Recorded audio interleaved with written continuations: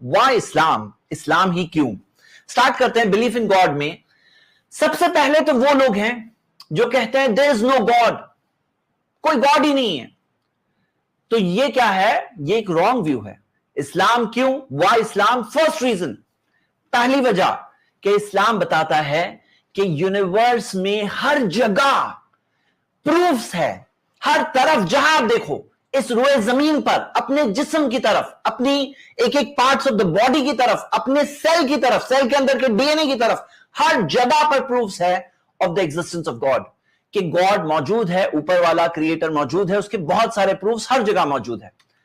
तो जैसे अगर प्रूफ्स में से आप देखो कि ये यूनिवर्स जब बनी, फर्स्ट क्रिएशन, तो साइंस हमें बताता है कि पहले पिको सेकंड में ही जो दुनिया के, जो वर्ल्ड के अंदर, जो कायनात में, यूनिवर्स में जो सारे कॉस्मिक कांस्टेंट्स है, जो फोर्सेस है, उसका कैलिब्रेशन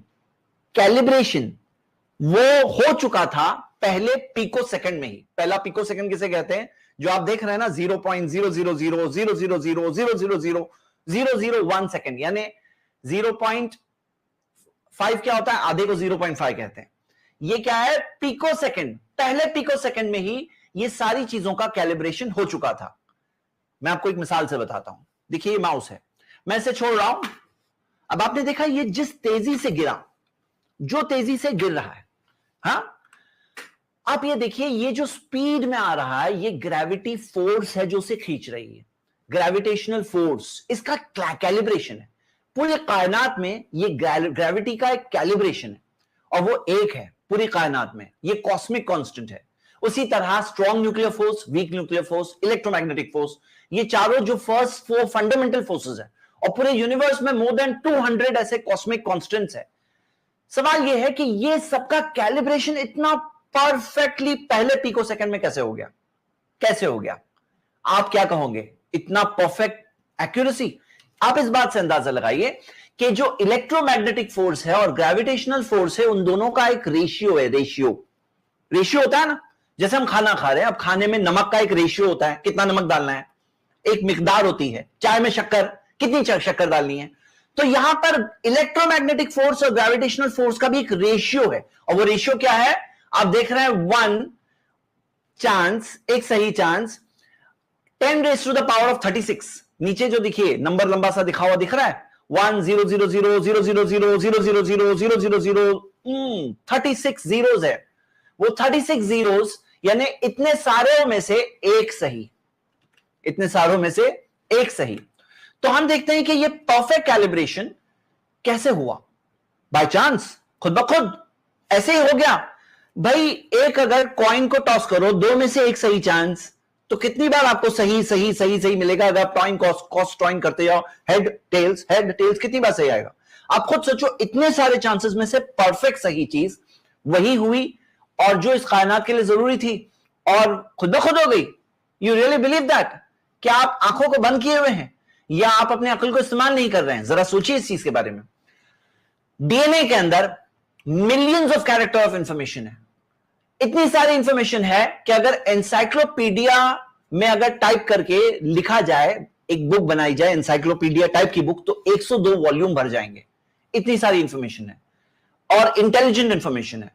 वो सब खुद ब खुद आ गई और सही आ गई बाय चांस। कैसे मुमकिन है? कैसे मुमकिन है? सेल के अंदर एक इतना बड़ा आर्किटेक्चर है, हमारी कोई भी लिविंग क्रीचर हो, उसके अंदर जो सबसे छोटा हिस्सा है सेल, उसके अंदर ये जो आर्किटेक्चर है एक पूरे शहर के जैसा। तो कैसे ये चीज बन गई इतनी एक्यूरेसी के साथ, बाय चांस? कैसे मुमकिन है? कैसे मुमकिन है? तो हम देखते हैं ये यूनिवर्स बगैर क्रिएटर के नहीं बना, ये डिजाइन से बना है, प्लानिंग से बना है। आप खुद सोचो कि नथिंग, अगर कुछ नहीं है, आपको उसमें से कैसे समथिंग मिलेगी? कुछ नहीं था, उसमें से यूनिवर्स कैसे आ गया? क्योंकि एक फॉर्मूला है जो आपकी आंखों के सामने है, आप इस फॉर्मूला पर सोचिए, nothing plus nothing plus nothing multiplied by nothing is equal to nothing.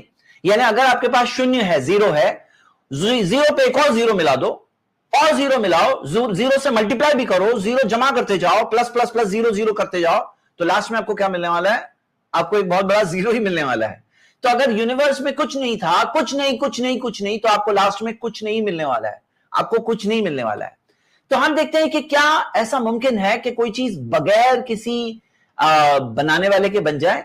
या जैसे मिसाल के तौर पर अगर मान लो पेंट के डब्बे हैं और एक धमाका हो जाए, एक्सप्लोजन हो जाए, तो वहां पर क्या डब्बों से जो पेंट उड़ेगा वो उड़ करके मुमकिन है कि इंसाइक्लोपीडिया बन जाए। इंसाइक्लोपीडिया बनाने के लिए तो रिसर्च चाहिए, एडिटिंग चाहिए, कोई कंटेंट लिखने वाला, एडिट करने वाला, टाइप करने वाला, फॉर्मेटिंग करने वाला, डिजाइन करने वाला, प्रिंटिंग करने वाला, बाइंडिंग करने वाला, बहुत सारे प्रोसेसेस होते हैं। क्या मुमकिन है कि पेंट उड़ करके इंसाइक्लोपीडिया मिल जाए? या ये मुमकिन है कि ऐसे गार्बेज डंप से अगर एक तूफान गुजरे और तूफान गुजरने की वजह से एक प्लेन बन जाए? ऐसा मुमकिन है। मैं बातें क्यों कह रहा हूं? क्योंकि अगर ये सब जब मुमकिन नहीं है तो हम सबको समझना चाहिए ये मुमकिन नहीं है कि ऐसे ही फ्रॉम नथिंग आपकी यूनिवर्स बन जाए, आपकी सेल बन जाए, आपका डीएनए बन जाए, आपकी कायनात बन जाए, सारे कॉस्मिक कॉन्स्टेंट्स बन जाए। ये मुमकिन नहीं है। सही बात क्या है? कायनात का क्रिएटर है, और इस्लाम ने जब ये बात बताई है, इस्लाम ने सही बात बताई है।